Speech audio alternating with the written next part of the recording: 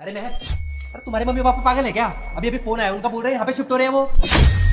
Address confirm करने के लिए फोन किया मुझे। अरे मुझे नहीं पता मेरे घर में कौन आ रहा है कौन जा रहा है। अरे हाँ, मैंने उनको यहाँ पर आने के लिए कहा था।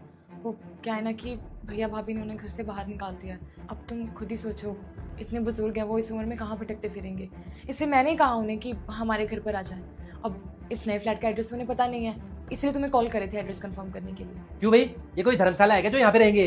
अरे तुम्हारे भाई भाभी ने घर से बाहर निकाल दिया तो किसी वृद्धाश्रम में चले जाएंगे, वहां रह लेंगे जाके। धीरज जी, कैसी बातें कर रहे हो आप?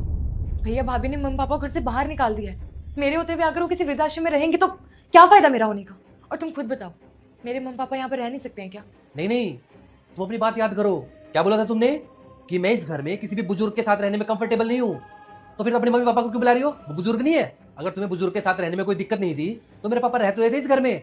तुम्हारे कहने पे मैंने गाँव भेजा है ना उनको। अरे मैंने ये नहीं कहा था कि मैं किसी भी बुजुर्ग के साथ नहीं रहना चाहती हूँ। मैंने बस इतना कहा था कि मैं तुम्हारे पापा के साथ नहीं रहना चाहती हूँ। मेरे मम्मी पापा के साथ तो मैं कंफर्टेबल हूँ, बचपन से रही हूँ उनके साथ में। अच्छा, तो तुम अपने पापा मम्मी के साथ कंफर्टेबल रहने में, और मेरे पापा के साथ कंफर्टेबल नहीं हो? देखो, मैं तुम्हारे पापा से बहुत परेशान हो गई थी, इसलिए मैंने तुमसे कहा कि उन्हें यहाँ से भेज दो। धीरज देखो, प्लीज मेरी बात को समझने की कोशिश करो। मेरे मम्मी पापा के पास मेरे अलावा कोई नहीं बचा है। अगर मैंने भी उनका साथ छोड़ दिया तो पता नहीं वो कहाँ भटकते फिरेंगे। प्लीज उन्हें इस घर में आने दो। अरे हटो, मैं तुम्हारी बातों में नहीं आने वाला। तुमने कहा था ना कि इस घर में कोई बुजुर्ग नहीं रहेगा, तो कोई बुजुर्ग नहीं आएगा इस घर में। उन्हें बोलो कि अपना बंदोबस्त कहीं और करे।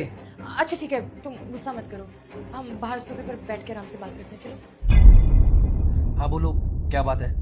देखो धीरज, मेरे मम्मी पापा ने मुझे बचपन से पढ़ाया लिखाया है, मुझे इतना बड़ा किया है। कभी भी मुझ में, मेरे भाई में भेदभाव नहीं किया।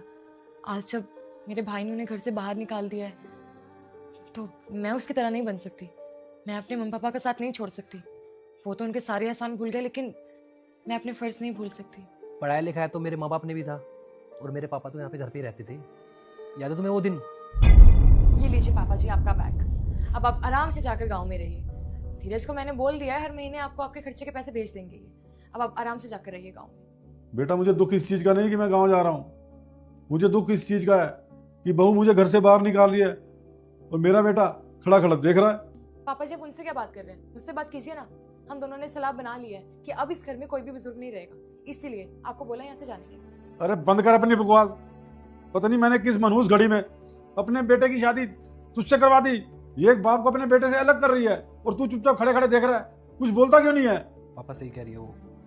आप गाँव में जाकर रहिए, इसी में हम सबकी भलाई है। अरे वाह, मैंने तुझे इस दिन के लिए पाल पोस कर इतना बड़ा किया था कि बुढ़ापे में तू मुझे बेसहारा कर दे, घर से बाहर निकाल दे।